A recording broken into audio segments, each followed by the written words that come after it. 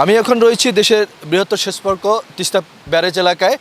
আমি যদি বলি যে আজকে যদি তথ্য দেই যে গতকাল থেকে কিন্তু তিস্তার পানি কিন্তু বাড়তে শুরু করেছে। পাশাপাশি কিন্তু গতকাল 7 সেন্টিমিটার উপর দিয়ে পানি প্রবাহিত হয়।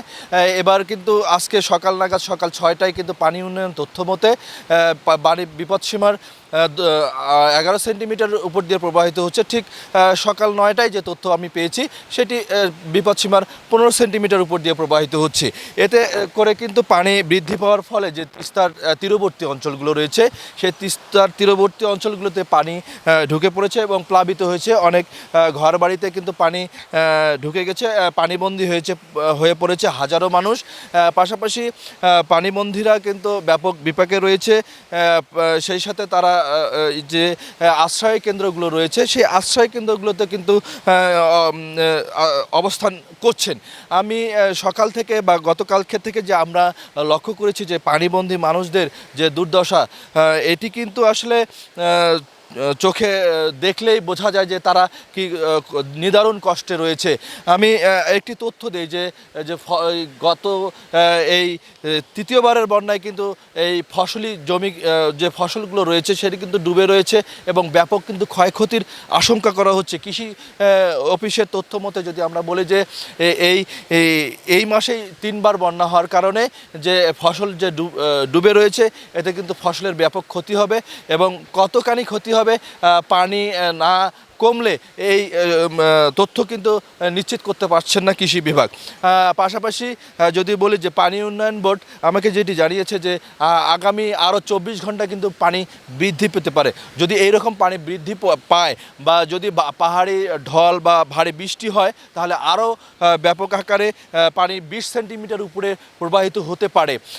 আমি যে তথ্য যে বলি যে আসলে বিশেষ করে যে পানিবাহিত রোগের যে দেখা দিয়েছে যে প্রাদুর্ভাব, সেটি কিন্তু তিস্তা পাড়ের মানুষের কাছে ব্যাপক আকার ধারণ করছে।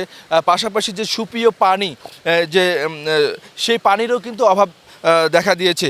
আমি এখানকার যে স্থানীয় একজন সংবাদকর্মী ওনার সঙ্গে কথা বলতে চাই যে আসলে এই যে আপনি যে আসাদুজ্জামান সাজু, আপনার কাছে আমি জানতে চাই যে আপনি গত রাত থেকে আজ সকাল 6টা পর্যন্ত কিন্তু আমরা লক্ষ্য করেছি যে আপনি তিস্তা পাড়ের বানভাসীদের খোঁজ খবর রাখছেন।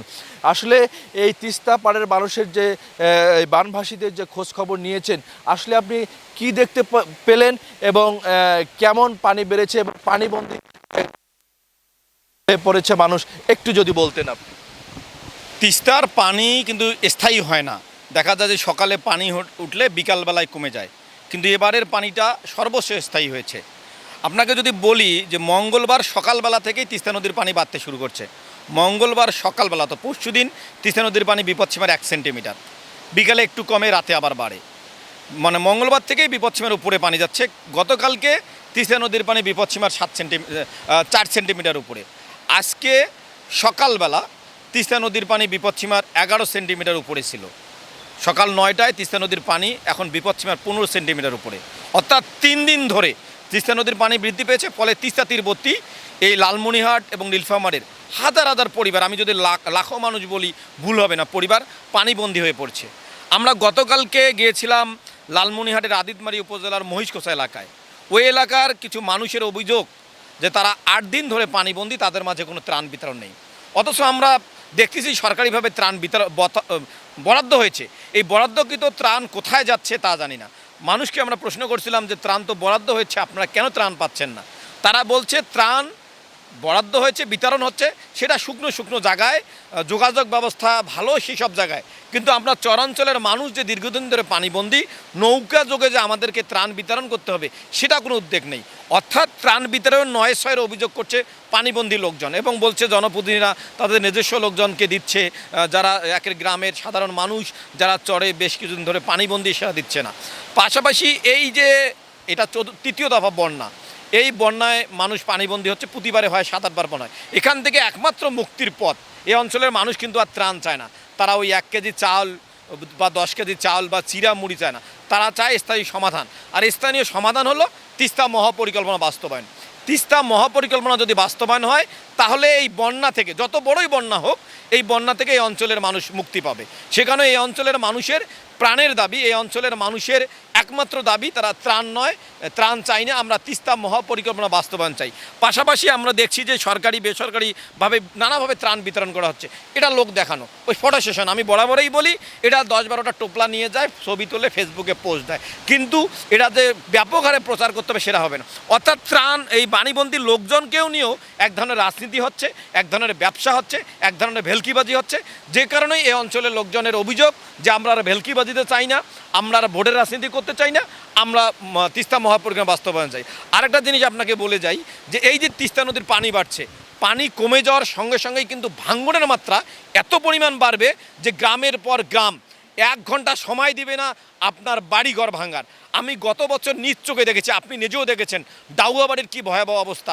10 মিনিটও সময় পায়নি এটি ঘর ভাঙানোর। যে এইখান থেকে মুক্তির, ওই বারবার আমি যে কথা বলব, মুক্তির একটি মূল মন্ত্র, সেটি হলো তিস্তাপাড়ার মানুষের মুক্তির একটি মূল মন্ত্র, তিস্তা মহাপরিকল্পনা বাস্তবায়ন। ধন্যবাদ। যে আসলে ধন্যবাদ। শুনছিলেন যে ওনার সুন্দর যে কথা, উনি যে এই তিস্তা পাড়ের মানুষের খবর নিয়ে জানালেন। পাশাপাশি আমি যদি বলি যে উপজেলা রয়েছে, পাটগ্রামের যে দহগ্রাম আঙ্গরপোতা যে ইউনিয়ন রয়েছে, সেই দহগ্রামে কিন্তু পানি অনেক বেড়ে ঘরবাড়ি তলিয়ে গেছে। পাশাপাশি তার উপজেলা, হাতীবান্ধা উপজেলার সিন্দুরনা, ডাওয়াবাড়ি, পাটিকাপাড়া, সিঙ্গিমারি, গড্ডিমারি, এই ইউনিয়নে কিন্তু পানি ঢুকেছে, পানিবন্দী হয়েছে হাজারো পরিবার। তারপরও কালীগঞ্জ এলাকায় চরবৈরতি এবং আদিতমারি উপজেলার যে খুনিয়াগাছ সহ যে আপনার মহেশখচা ইউনিয়নের যে 7টি ওয়ার্ড রয়েছে, সেই 7টি ওয়ার্ড কিন্তু এই প্রায় 8 দিন ধরে পানিবন্দী হয়ে পড়েছে। তারা কিন্তু খুব কষ্টে রয়েছে, তারা কিন্তু চুলা জ্বালাতে পারছে না, কিন্তু বাহির থেকে শুকনো খাবার কোনো রকম খেয়ে দিন তারা। পাশাপাশি লালমনিরহাট সদর উপজেলা খুনিয়াগাছ, আলমাটিয়া, এই ইউনিয়নগুলোতে কিন্তু পানিবন্দী হয়েছে মানুষ। তবে যেটি দেখা যাচ্ছে যে মানুষের সঙ্গে, যে এই বানভাসীদের সঙ্গে আমি কথা বলে যেটি পেয়েছি বা জেনেছি, তারা কিন্তু বারবার একটি কথা বলছে যে এই ত্রাণ বা এই সাময়িক যে চাহিদাটুকু, এটুকু না দিয়ে তারা কিন্তু কোনো কিছুই চায় না। তারা চায় যে তিস্তা মহাপরিকল্পনা বাস্তবায়ন হোক, তিস্তার যে ব্যবস্থা, সুব্যবস্থা, এটাই যিনি করা হয়, এটি করলে কিন্তু মানুষের এই পানি যতবারই বন্যা হোক, পানি কিন্তু বন্দী হবে না মানুষ। তাই তারা চায় যে তিস্তা মহাপরিকল্পনা বাস্তবায়ন অতি জরুরি। সুমন খান, মোহনা ডিজিটাল, লালমনিরহাট।